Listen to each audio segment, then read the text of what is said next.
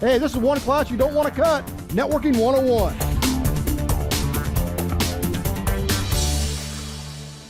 You know, we're looking at our networking cable out there today. One of the most common standards that we see is CAT5e, right? We've been using it for years. A lot of times, even I still catch myself when I'm looking at new power over Ethernet. I'll say, does it work on CAT5e? But right now, the latest standard is the CAT6 stuff out there. So the difference between the two is really comes down to megahertz, is what it really amounts to. CAT5e is rated for 100 megahertz. CAT6 is actually rated for 200 megahertz. It's double the performance. But what does that really mean? Does that mean it's important enough to go rip out all this CAT5e cable? Not really. CAT5 should actually last in a wall for about 10 to 12 years, about a good lifespan for CAT5. Now, most time it stays in there a whole lot longer, but it really is kind of pushing its limits when you're approaching 1 gigabit. And what happens is that we got a standard that says we can have 100 meters of cable here, right? So if I'm transmitting something over here at station A and I'm receiving it at station B, by the time that signal travels down, look like Pac-Man, how cool. By the time it travels down to this other end, that signal starts to lose a little bit of its power down here.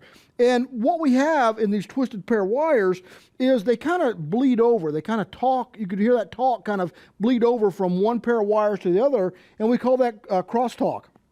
Now, it's not so bad here at the strong end because I got a really strong signal, but as I move further down the cable, that far end crosstalk is actually the right term, gets pretty darn bad. And that's really how we determine the length of this cable, is that when our crosstalk won't pass anymore, then that's where we got to cut it off.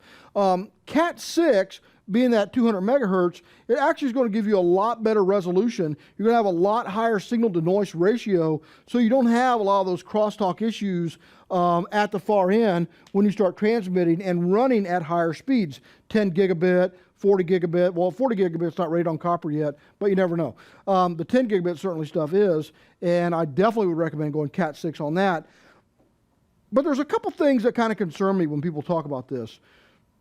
A lot of folks like to use the term impedance matching and balancing when it comes to CAT6. If you're looking at putting CAT6 on your network, understand this, that CAT6 has no impedance requirements whatsoever.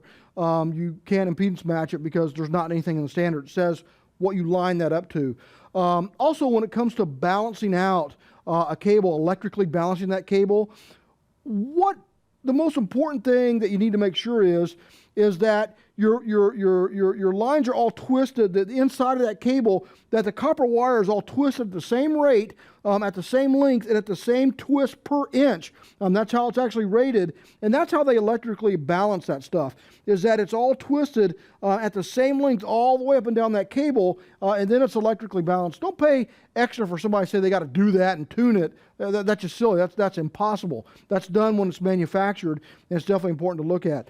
I would say if you're going to get new cable installed today, absolutely do not get CAT5e installed.